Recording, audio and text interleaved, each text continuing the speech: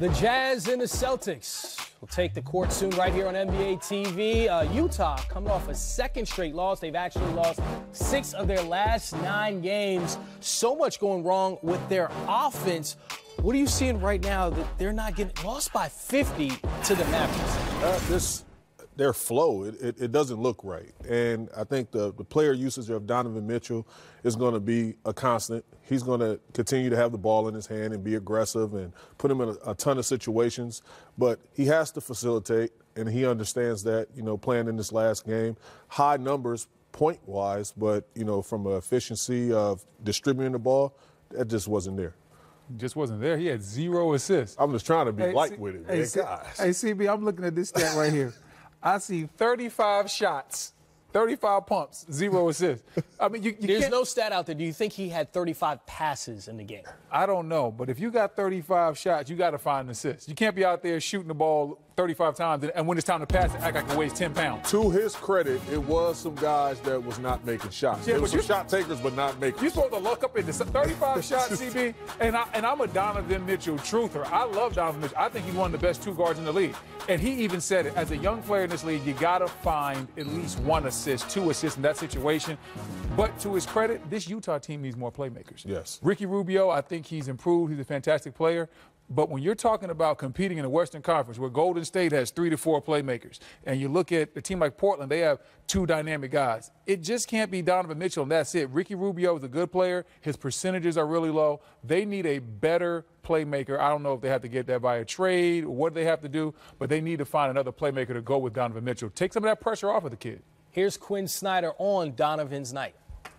I liked his decisiveness, and he'll get better at making those reads. But I saw a guy that was in attack mode, and really that's what our team needs. He has the ability to generate offense for us, and I'm happy with his attacking mindset, and we can work back the other way. We know he's not a selfish player, and our guys know that. Well, the stats argue against Coach Snyder there. The last time someone took 35 shots with no assists was Carmelo Anthony in 2014. Yeah, baby. He scored 62 points, Brendan. Oh, my. That's the difference. 31 I was at that for game. Donovan last night. Look at the field goal percentage by Melo, though. It was 23 for 35 like that. He was cooking. ISO Melo was working that particular night. So the question for you is, well, why not get more shots for another player in the starting lineup? If Donovan Mitchell took 35, how many shots did the second guy get? I think the highest guy in the starting lineup, the most was 12. That might have been like Joe Ingles. And so 12, 10.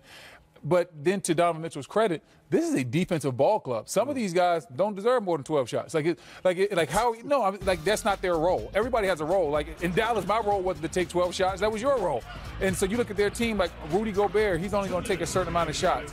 Favors is only going to take a certain amount of shots. Some of this, why this team is struggling offensively, is how the team is built. This team is built like an old school basketball team with 2 traditional bigs inside instead of the new wave of basketball. When you look at teams like Toronto, Golden State, Boston, it's a bunch of guys from 6'6" to 6'10" that can do multiple different things and play multiple positions. Utah doesn't have that. Yeah, and they can play with pace at times. That's when everything's clicking. But a team that's shooting in the low 30s from the perimeter, Donovan Mitchell, you talk about Ricky Rubio, the 2 playmakers, they need more playmaking from other guys. I don't know if it's Ingles or Crowder or whoever, guys that can put the ball on the floor more than 2 dribbles and make things happen.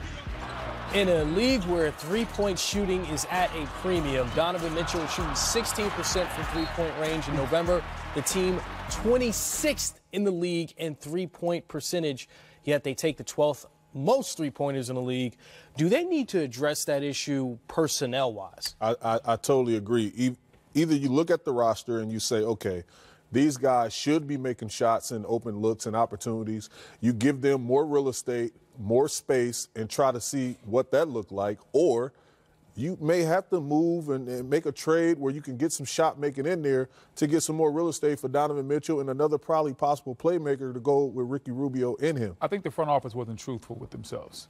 when you looked at what this team did last year, they were a very good team, and they thought, hey, we're just going to bring the band back together and it's going to be okay. No, they didn't address their weaknesses. Somebody like maybe a Jamal Crawford that was out there for a long time, he'd have been perfect for this team. That's what I'm talking about. They don't have to go out there and get the next superstar, but a Jamal Crawford, a Lou Williams, a guy that can come off the bench and score and get buckets and take some pressure off of Donovan Mitchell. Like I said, Ricky Rubio, he does pretty good at that, but when we talk about Donovan not shooting the ball from three, Ricky Rubio shooting 27% from three, 34% from the field. Teams don't really respect him as much as an offensive threat. They know he drives to distribute, not to score. They need to find another playmaker, and I think that goes on the front office. How much of it is too much on Donovan Mitchell's plate? For instance, we see Jason Tatum have his struggles as a sophomore slump, as you will, in his second year, but he has other guys on the team for the Celtics that are able to step up and have big games, including Kyrie Irving. Whereas if Donovan Mitchell is struggling like he is in November, the team doesn't have anywhere else to go, right? I mean, look. Offensively. But much is given, much is expected. You heard that phrase. And he's a guy that, look, he's a superstar in this league. And he's going to be demanded upon, night in and night out to perform at a high level. And I think he's going to consistently do that.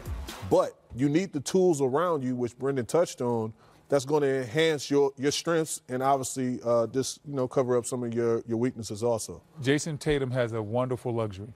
On nights where he struggles, it doesn't matter because they can still win because they're a top-flight defensive team. Kyrie can have a good night. Gordon Hayward can have a good night. Jaylen Brown can have a great night. They can still keep rolling on nights where he's struggling. Nights where Donovan Mitchell's struggling, we've seen what that looks like, a 50-point loss. Dallas hung 50 on him. So if he had 12 points in the game, let's say tonight, what happens? They're going to lose again. They can't win right now without Donovan Mitchell having his imprint on the game. And sometimes it's not scoring. Like you said, 12 points. Well, maybe if he has 12 points and 10 assists or something like that. But it can't be a night where he's 9 for 23 and doesn't have a lot of assists. They're going to struggle because guys like Crowder, those guys, they're not playmakers. Those are guys that you make plays for. Crowder's excellent when he spots up on the weak side, and then you put him in a position to be successful. Rudy Gobert is excellent when you throw a lob at the rim. Put him in a position to be successful. Donovan Mitchell has a lot on his plate.